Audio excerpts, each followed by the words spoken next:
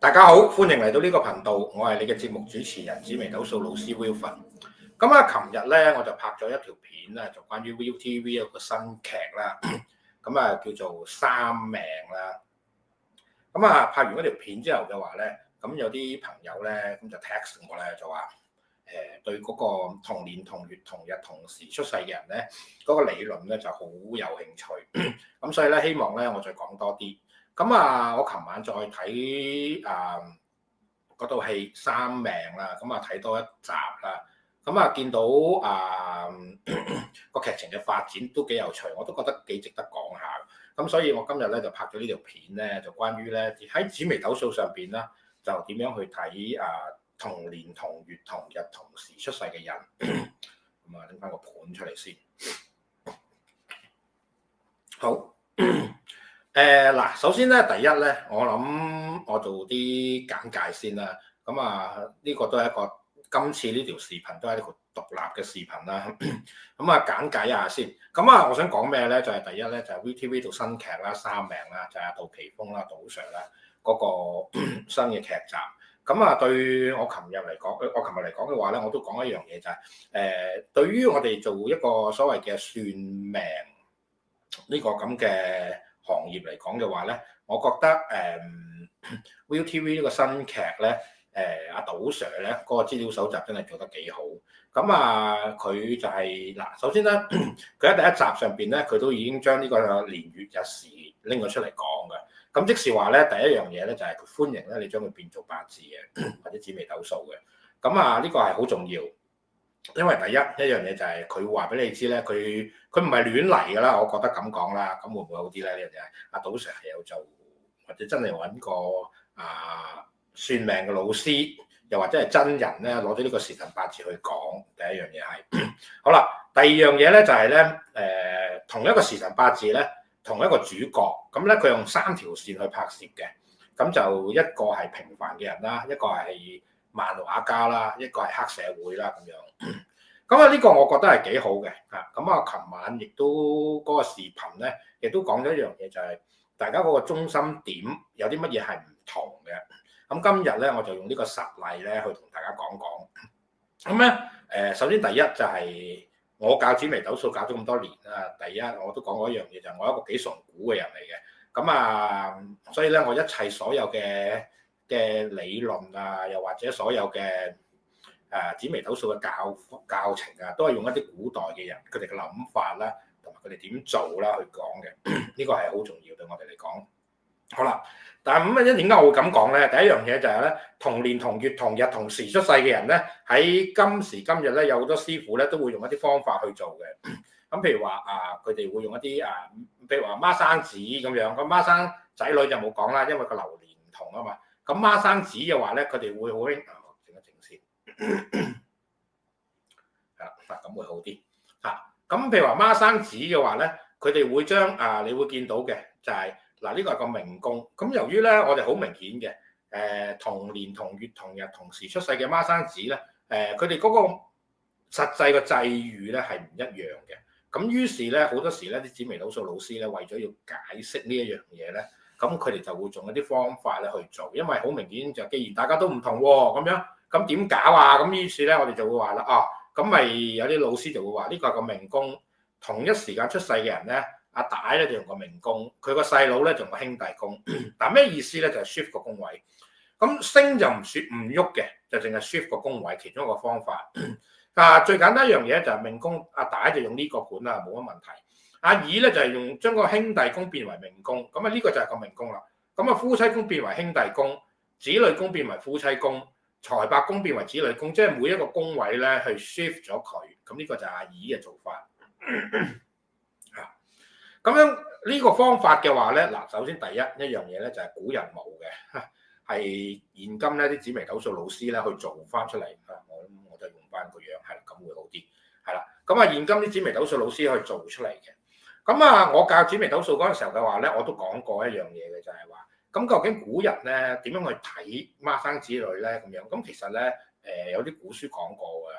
咁喺紫微斗數上邊咧有本叫斗數宣微，咁佢亦都教過嘅。咁所以咧就唔係一啲咁奇怪嘅事。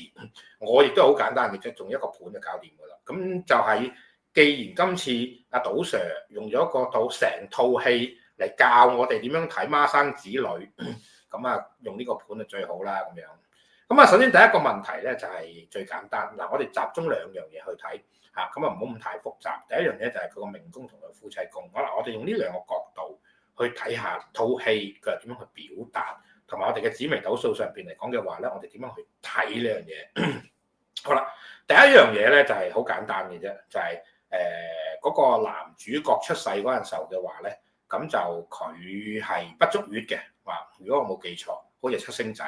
咁最主要我記得嘅咧就係個醫生講嘅，就係男主角出世嗰陣時候嘅話咧，嗰個肺功能未完成，嗱佢係未完成啊，咁所以咧好似話要住氧氣箱嘅，咁啊身體會比較弱。咁呢個男主角都係身體比較弱，佢唔係打得嗰個啦，好明顯啦，佢嗰個去到中三嗰陣時候嘅話咧，佢嗰個兄弟阿龍咧好打過佢啦，咁身體都係比較弱嘅啦。咁啊最簡單嘅解釋嘅就係我哋當呢個男主角係三胞胎嗱，咁好簡單啦。你只要用呢個角度睇嘅話咧，你就一目了然嚇，就唔使用三命。即使咧嗰個阿媽咧生咗三個同樣嘅兄弟，同時辰出世，咁好簡單嘅。呢三個同時出世嘅人咧，健康都係唔好明顯。細個嗰陣時候生活亦都比較艱難，因為點解天同化忌加擎羊呢樣嘢係嚇。咁三個人入邊嚟講嘅話咧，佢哋嘅人生觀咧，第一樣嘢咧就係需要獨立與刺激嗱，呢個係好重要嗱。你會睇到咧嗰個戲嗰套戲啊，三命嗰套戲咧，佢個發展咧有三條線。你會見到一樣嘢咧，就係漫畫家同埋一個好為咗家庭咩都唔敢搏，同埋第三個咧就係黑社會嗱。你會見到咧。嗰個黑社會嗰條主線咧，同埋嗰個漫畫家嗰條主線咧，人生咧多精彩好多喎。反而咧嗰個所謂嘅做打政府工啦，做則師嗰個咧，嗰個基本上咧人生係好平穩，好平穩。咁啊基本上咧，如果嗱你人生上邊咧有佢嗱，我哋要理解一樣嘢，三個人都有機會喎，三個人都有機會。即使咧，如果我將佢作為三胞胎去睇嘅話咧，三個人都有機會。第一樣嘢咧，個漫畫家嚇嗰條線嘅話咧，佢把握佢人生嘅做漫畫嗰個機會。嗰個則師咧係有上司，又或者咧曾經有個機會咧係入漫畫，但係佢冇揀過嗱，呢個係好重要，呢點係好重要。第三個咧就係嗰個幫咗佢個兄弟去頂罪，跟住出翻嚟嘅話咧，開始咧風生水起嗱。咁你會見到一樣嘢咧，就係你個命宮咧就天同化忌加擎羊呢組星咧。如果呢組星咧好簡單，學個紫微斗數都知。如果只要將呢組星咧 shift 少少嘅話，shift 喺五宮嘅話咧，我哋有個格局嘅叫馬頭大劍。馬頭大劍威震邊疆，即係好簡單一個解釋嘅就係、是、天同化忌加擎羊咧，就係、是、一個咧絕處逢生嘅格局。嗱，呢個最簡單嘅解釋，馬頭大劍加擎羊嚇，天同化忌加擎羊叫馬頭大劍，係一個咧幾絕處逢生。嗱，調翻轉喎，因為天同喺呢個宮位子午卯酉呢四個宮位咧，係比較上咧難嘅，同埋咧個依靠性係好強。因為點解？天同對太陰。好啦，呢個係基本，我哋學紫微斗數我哋會知嘅。咁串出嚟個古仔咧，就係話俾我哋知，如果呢個命盤嗰個盤主人咧係比較難，個進取心唔夠嘅話咧，咁人生咧就會比較擎羊去吞食，呢個最簡單嘅道理。但係如果佢化咗忌嘅話咧，喺個絕處入邊嘅話咧，你憤而抵抗嘅話咧，人生咧就起變化嗱，咁你就會見到啦。如果同係三胞胎嘅話咧，人生嘅取向就唔同啦嗱，但係大家個起步點都一樣嘅喎，就係同一個媽媽，同一個咁嘅生活環境，好啦。去到中三嗰陣時候，大家開始條路就起變化。一個咧繼續去升學讀書，然後打工。嗱，咁你就只係合咗天同加太陰呢組星，你冇利用到天同化忌嗰個化忌加擎羊，就相反啦。另外做黑社會嗰個咧，佢幫佢個大佬頂罪，阿龍頂罪，於是咧佢就利用咗化忌加擎羊嗱，我哋睇紫微斗數就係咁，即是話咧喺紫微斗數上邊咧，用一個好簡單嘅舉例，就好似咧你一個廚房入邊咧，你有好多唔同嘅調味料，天同係主要嘅食材，化忌係加鹽，擎羊係加糖，三台天財天喜係加啲唔同嘅調味料，調味料就擺晒喺度㗎啦，你用唔用咧係你閣下嘅事。呢個天同係個主食材係塊牛扒，如果你淨係就咁樣煮嘅話咧，人生係冇味嘅。喺呢個命盤入邊咧，呢個命宮咧，我哋就話啦，呢塊牛扒你一定要加鹽與加糖，咁呢塊牛扒咧就好好食。咁但係人生咧，你係可以做選擇嘅嗱，所以杜琪峰阿杜 Sir 呢套戲咧，佢亦都話俾你知，人生係有選擇嘅。即使你可以選擇天同，你可以選擇天同化忌，你亦都可以選擇天同化忌加擎羊嗱，大家就好唔同。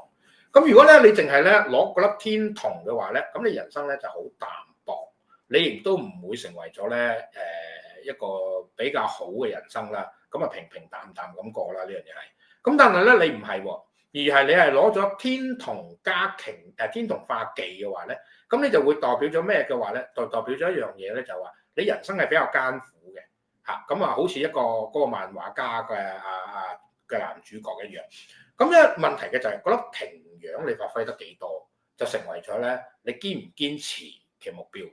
咁啊喺套戲入邊嘅話咧，咁啊三條線啦，第一條線咧就係一個好平凡嘅人生啦，娶妻啦、生子啦，咁啊有一個好簡單嘅天同對太陰，平平淡淡、安安穩穩，有家庭之樂。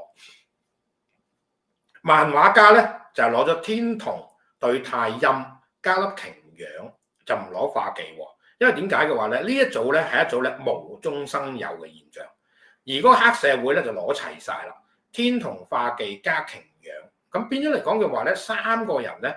雖然用咗同一組命宮，但係咧佢哋嘅人生咧就起變化啦。嗱，明唔明啊？呢個就係最重要嘅地方。好啦，我哋睇多另外一個宮門，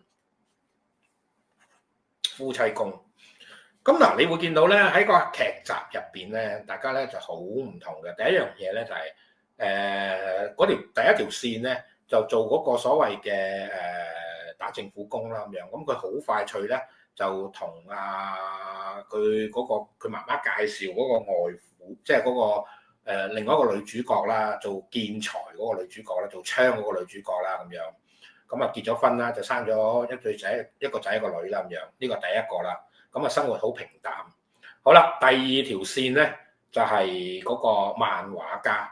嗰個漫畫家咧，佢就聽咗嗰個佢心愛嗰個同佢喺中三嗰陣時候嘅話咧，一齊讀即係讀藝術嗰個女仔個建議，咁咧佢堅持走咗去做漫畫家，呢個係第二點。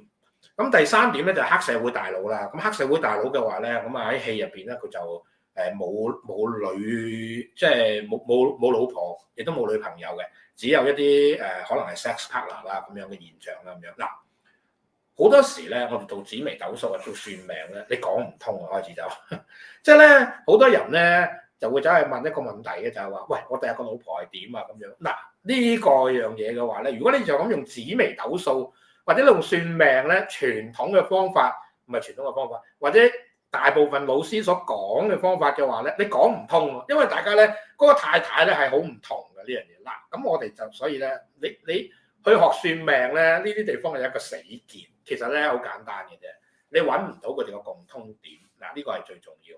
當你揾到個共通點嘅話咧，所有嘅問題咧都會迎刃而解。嗱，第一樣嘢就係呢個夫妻宮，天同化忌加擎羊嘅話咧，呢個夫妻宮咧係粒天梁啊，天梁、天月、陀羅、鈴星嗱呢四粒星，咁啊好簡單啊。天梁喺呢個宮位咧，對住個對宮嗰粒係天機，呢粒星咧，呢粒天梁咧。係一粒咧遇難情長嘅星嗱，我會咁去講啊。第一樣嘢，好啦，第二樣嘢咧，天梁咧係粒孤獨嘅星。第三咧，天梁咧係一粒咧照顧性好強嘅星嗱。咁於是嘅話咧，我哋就會明白到啦。喺呢個命宮上邊嚟講嘅話咧，如果你係天同化忌加擎羊嘅話咧，夫妻宮你見咁多煞星嘅話咧，夫妻運係肯定係唔好嘅。夫妻運一定係唔好嘅。咁於是嘅話咧，如果你撞著第一條主線嘅人走嚟問命嘅話咧，你話你會問佢，喂，你夫妻間關係唔好喎，咁對方佢會答你喎，唔係喎，我結咗婚喎，有對仔女喎，呢樣嘢夫妻幾好啊，冇問題啊，呢樣嘢係。咁你會覺得，咦？咁我哋點批咧？咁啊出錯喎，呢個命盤其實唔係。如果你細心啲睇咧，嗰套佢個主線咧，佢都講咗俾你知。嗱，其實阿賭 Sir 咧真係好聰明，佢話俾你知，第一就係佢個外父咧俾咗好多麻煩俾呢個男主角。你亦都見到咧，阿賭 Sir 好刻意咁咧，去將其中一集咧，佢話俾你知，就係因為個男主角要照顧嗰個外父，所以咧佢 missing 咗一次咧。佢發達嘅機會，佢講得好清楚呢樣嘢，咪就係呢粒天梁、鈴星同埋陀螺咯，呢樣嘢係咪啊？咁啊，呢個係一個幾重要嘅 significance，即使話俾你知一樣嘢就係、是、你嘅女性會帶來麻煩俾你，你會有照顧性，但係咧你亦都咧佢會帶來麻煩俾你。呢、這個就係我哋要知嘅地方。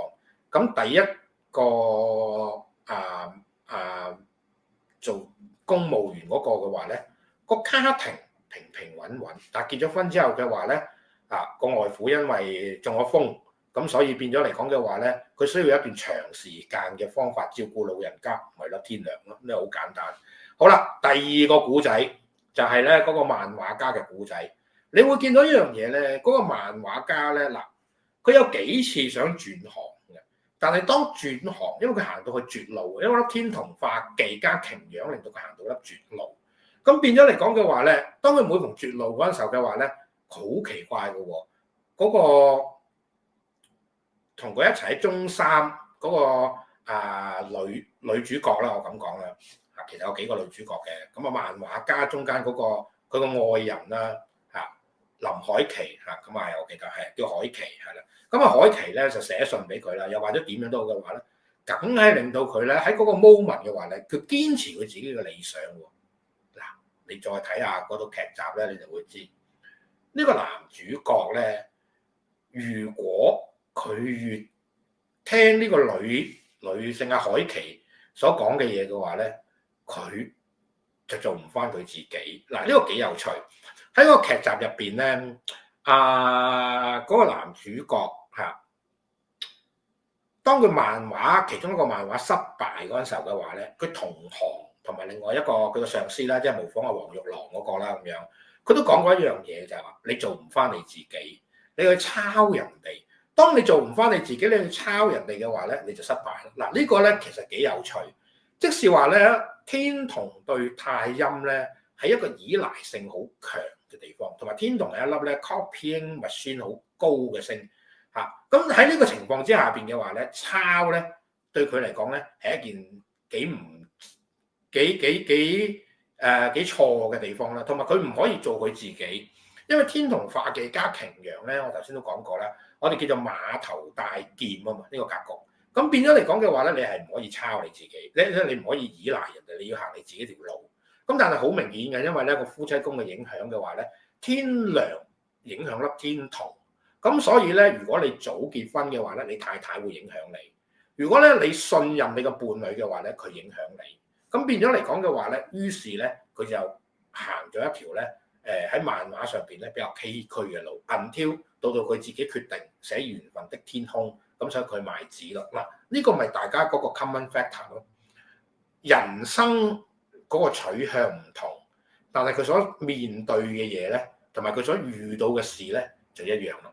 嗱，第三個古仔咧就係嗰個黑社會嘅男主角啦。咁好明顯嘅，呢個黑社會男主角，你會見到咧，佢獨立性好高，冇嘢影響得到佢嚇。佢喺個差館行出嚟嗰陣時候嘅話咧，阿天九次佢個死對頭害佢，咁於是咧佢行出嚟，佢就問佢嗰個 friend 阿肥仔，佢就問我哋仲有幾多錢？個肥仔話我哋仲有200萬喺你公司，佢話沽晒佢咁樣。嗱，幾好明顯嘅。係一個咧馬頭大劍，嗰個肥仔突然惡咗一言嚇，沽晒佢，佢話係沽晒佢。咁你會見到啦，嗱呢一個咧就正咧，同樣係一個同樣命宮，你攞唔同嘅性格，或者你個性格唔同嘅展現，就會令到你條路好唔同。咁喺最後嗰個咧就係嗰個所謂黑社會嗰個命盤嗰個人咧，嗰個性格嘅人咧，就第一佢冇受到咧佢中意嘅人又或者佢太太嘅影響，佢所有嘅嘢咧都係獨斷獨行。咁但係咧去到最後咧嗱，起碼我睇到第6集第7集咧，佢嗰個姻緣都仲未良好，反而咧得到姻緣好嗰兩個嘅話咧，一係平淡，一係人生咧就係比較崎嶇。最後黑社會嗰個咧揾到好多錢，但係咧姻緣就唔良好。嗱，你就會睇得到明白到一個問題，就係當天同化忌加擎羊，你係需要行自己嘅路，你唔能夠咧俾天梁喺你個夫妻宮呢組星咧去帶領你，因為夫妻宮呢組星咧，佢其中有一個問題就係陀羅同埋鈴星，咁變咗嚟講嘅話咧，你一受到佢蔭庇嘅話咧，你就會帶來麻煩。咁阿賭 Sir 咧就通過呢3個唔同嘅人，咁就正如我話齋，如果你當佢係一個3胞胎嘅話咧，就好明顯，有啲咧就受太太影響，有啲咧就受愛人影響，有啲咧就唔受感情影響。咁於是嘅話咧，大家所行出嚟嘅路咧，咪唔同咯。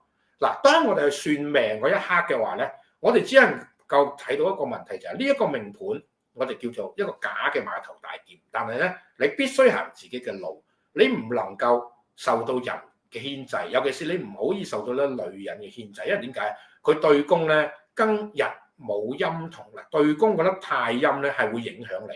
女性咧對於呢粒天同星咧個影響性係好高。咁如果咧你人生咧受佢影響嘅話咧，你就會得到一個咩問題咧？就係好似粒天梁喺個夫妻宮喎咁樣，會帶來麻煩同埋挫折。陀羅同埋鈴星呢兩個現象俾到我哋。我哋算命咧只能夠睇到係咁樣嘅啫。咁如果你話我點樣可以進一步知？其實個答案咧就係你一定要同個當事人去傾。咁變咗嚟講嘅話咧，我哋先至能夠咧去進一步去分析。